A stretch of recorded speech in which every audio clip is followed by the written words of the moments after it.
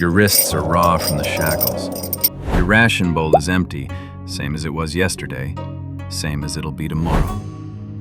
Somewhere above you, a Human Nation guard is laughing at something that isn't funny, the way they always do right before shift change. You are not a person here. To the Human Nation, you're not even a person at all. You're an alien. That's why he's the GOAT! And in this camp, that makes you property number 447. Here's the thing, though. 447 is about to become a very inconvenient number for a lot of people. So how did a shackled alien end up planning the downfall of an entire Human Nation outpost? Let's back up. 3 weeks ago, you were just a number in a work line outside the outpost walls, hauling stone in the heat, while a Human Nation guard who never learned your actual name called you, "Hey, Bug," for the 11th time that day. Here's a question worth asking. Why do the guards never learn your name? It's not laziness. It's doctrine. To the Human Nation, aliens aren't people. Official scripture says so, and scripture doesn't waste effort naming livestock. Easier to work livestock to the bone. Easier to not think about it when livestock doesn't make it through the week. You've watched 3 aliens not make it through the week since you got here. This raises a bigger problem. If you're just livestock to them, what happens when the livestock stops cooperating? For a long time, keeping your head down was the correct move. Obvious, honestly. Fighting back against Human Nation inquisitors with a shackle rigged to drop you the second you cause trouble isn't bravery. It's a really elaborate way to end up buried outside the wall. So you complied.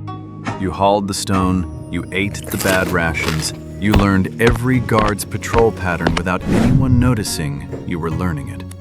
Turns out, being underestimated is a skill issue. Theirs, not yours. Because while they were busy calling you Bug, you were busy counting exits. New problem, and it's a good one. One of the Inquisitors likes to talk.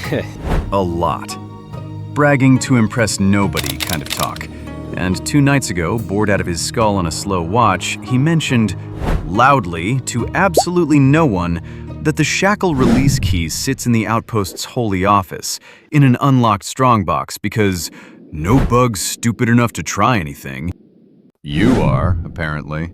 Very specifically you. So how does a shackled alien with 0 weapons get from the work pit into a locked office without triggering every alarm bell in the compound? Spoiler, you don't do it alone. But we'll get there. Here's the limitation of a one-person plan. One person can't be in 2 places, can't watch 2 doors, can't fight and pick a lock at the same time.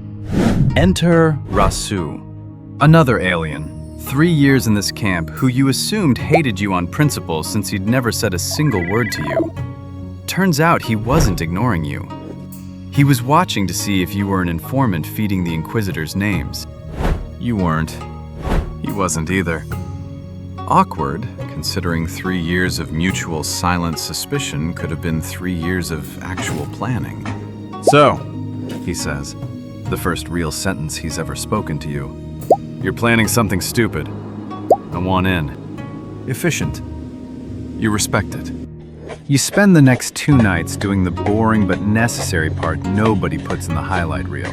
Mapping Inquisitor rotations, faking equipment malfunctions to test response times, stealing 5 extra minutes of unsupervised movement wherever you can steal them. This raises the real question. Is 2 aliens enough to take an entire outpost? Absolutely not. Which is exactly why the plan isn't take the outpost. The plan is smaller, meaner, and a lot more personal. Get the release key, drop every set of shackles in the camp at once, and let 200 angry aliens solve the not enough people problem for you. Rasu grins when you explain it. That's either brilliant, or we both end up on a Human Nation cross by morning. Could be both. Night of the plan. And you slip into the empty barrack at the edge of camp. Walls creaking, torches long since burned out. Rasu finds the rusty box first, forces the lock with a quiet crack. Inside, Stealth gear, dark and worn but intact. You strip out of your slave cloth right there and pull it on, the fabric heavier than you expected, built for moving unseen. A second box, shoved under a cot, Rasu pries it open. 2 katanas, blades still oiled, waiting like they knew someone would come for them. Rasu takes one, hands you the other hilt first. Ready? Rasu asks. You nod, and you both slip back out into the dark. You're 2 steps from the office door when the talkative inquisitor, one who never learned when to shut up, rounds the corner early. Off schedule. Nobody accounted for off schedule. New problem. Worse than all the others combined. He sees you. And he's already reaching for the alarm bell rope.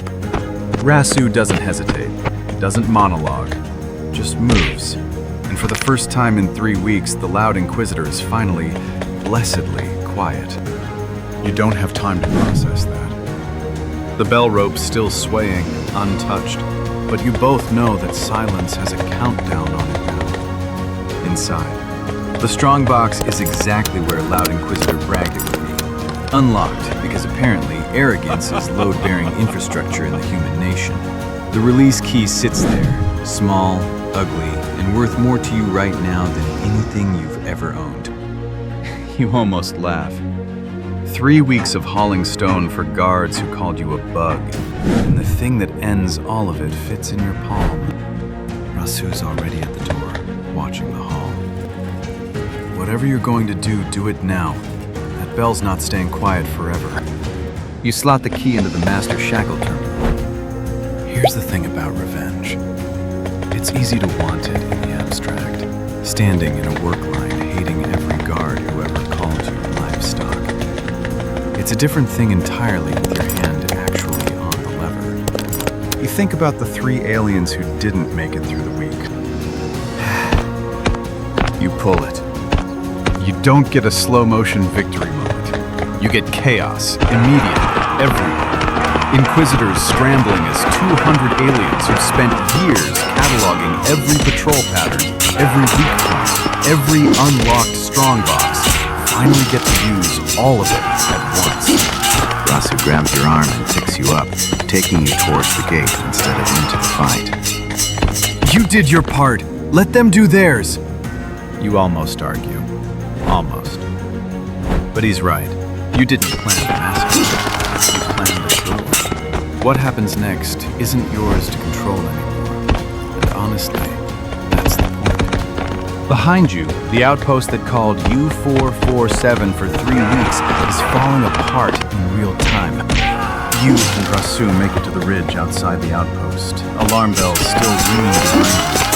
Smoke starting to rise from somewhere near the Inquisitor barracks. He looks over, breathing hard, grinning like an alien who just remembered what freedom tastes like. So, what now? You look back at the outpost one last time. Not your number anymore. Not livestock. Nothing they get to call you again. Now, you say, we find the next camp.